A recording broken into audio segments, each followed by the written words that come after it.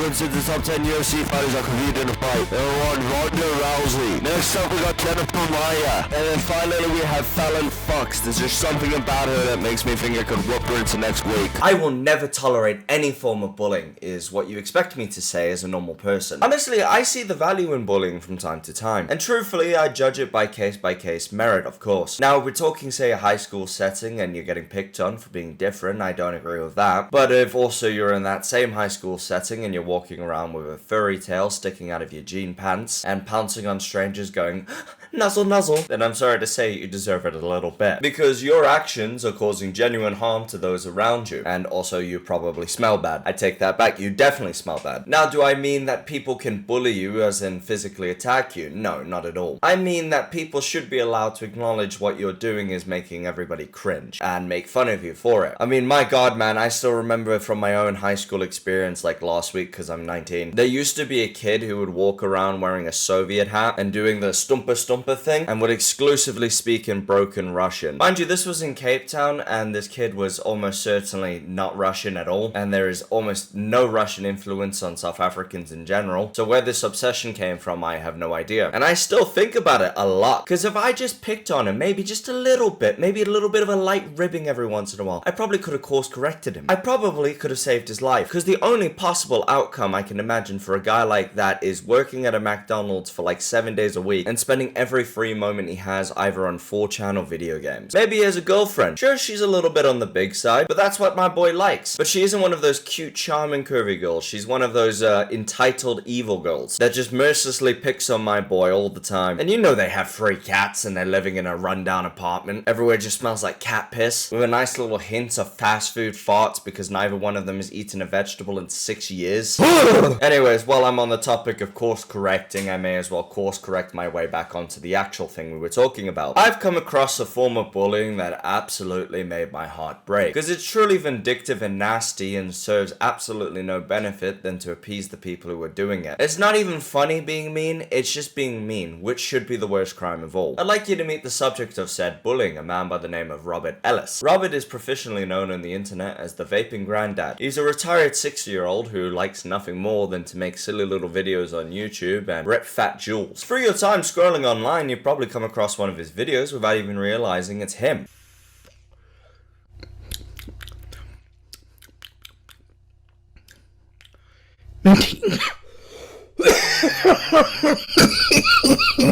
Alongside ripping on some hard vape, Robert also does reactionary content, sort of, and likes to post a lot of just random rants of thoughts and opinions he has, kinda like me and every other asshole on here. And until recently, Robert also enjoyed live streaming quite a fair amount. I think your spidey sense is already tingling. You can tell where this is going. Robert was gunned down by a SWAT team. No, but the second worst thing that can happen to a streamer happened to Robert. Either through malicious intent, or Robert just being an old man who unfortunately slipped up. Some of his information got leaked, and people whose only input into society is consuming food that could have gone to someone greater than themselves, and sucking up oxygen that's just wasted on their useless, bloated corpse, started a harassment campaign against the old man who has never done anything wrong online, at least to my knowledge, and began specifically waiting until Robert went live on his streams to then call him on his cell phone and also spoof his number onto his wife's number, the effect of which basically makes Robert call his wife, who then the trolls were hoping would interact with the stream itself. And this did happen, with Robert's wife Cookie being seen off camera every once in a while, asking Robert about the strange phone calls he and she has been receiving. All of this eventually combusted to where Robert said, you know what, f this, and flat out told everybody who enjoys his live streams to cancel their subscriptions and a 10-minute long video, explaining to everyone that the harassment has gotten way out of hand, as I'm sure he doesn't mind himself being trolled, but it kind of draws the line when people are pretending to be him on the phone, which is what these guys were doing, and calling his wife Cookie to harass her. We later got even better clarification when Robert was riding around on his bicycle with a cute little doggy in the back, explaining the exact reasoning as to why he doesn't want to do it anymore. Of course saying things like, I'm old, I'm retired, but the most important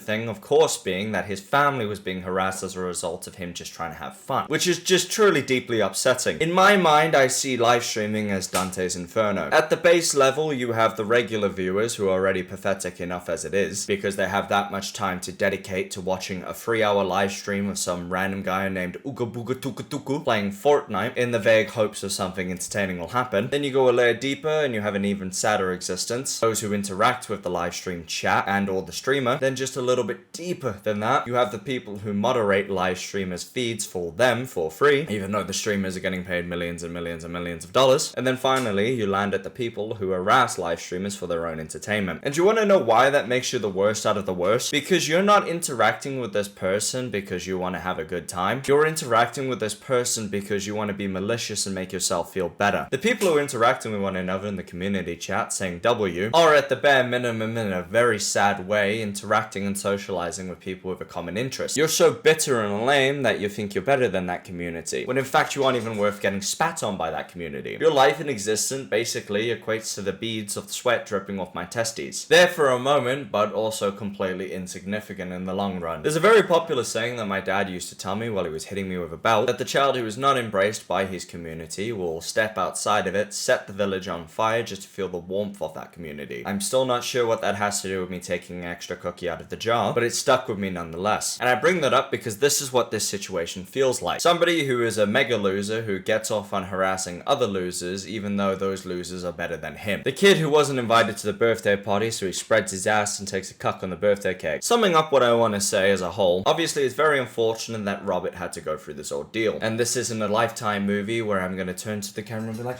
hey kids, don't harass people, you know? As that's common knowledge for anybody who wasn't raised by trash heap parents. What I am going to suggest to anybody who has to deal with these type of individuals is I know your gut reaction is to give them the anger that they want, but you gotta think about it in this light. The type of people who are doing these type of actions against others are the same guys who never got a kiss off their dad on the mouth. They've never known what true love actually is. They're just desperate for attention and they're seeking it in any way they possibly can. They just need to be seen, even though their output into the world isn't worth being seen. So my advice would be either flat out ignore them, play into it a little bit, or military-esque psychological warfare. I mean, if these dudes can get a hold of information, you could easily get a hold of their information. Perhaps they have a dead relative or two. You'll be amazed what kind of damage you can do to a person's brain with a wig, some red lipstick, and a raspy voice. Michael! It's your mother, Michael! You never visit me anymore, Michael! Mommy, you're dead! And whose fault's that, Michael? I told you put away your toy dinosaur, Michael! One staircase and all of a sudden you're an orphan boy, Michael. That's all I've got to say on the matter, homies. Don't bully, it's not nice! The only form of bullying that is acceptable is you legally have to subscribe to this channel and then pick on your friends until they do the same. Big ups to my boy Robert, keep chief keefing on that robot stick, and I'll see you guys later. Bye bye.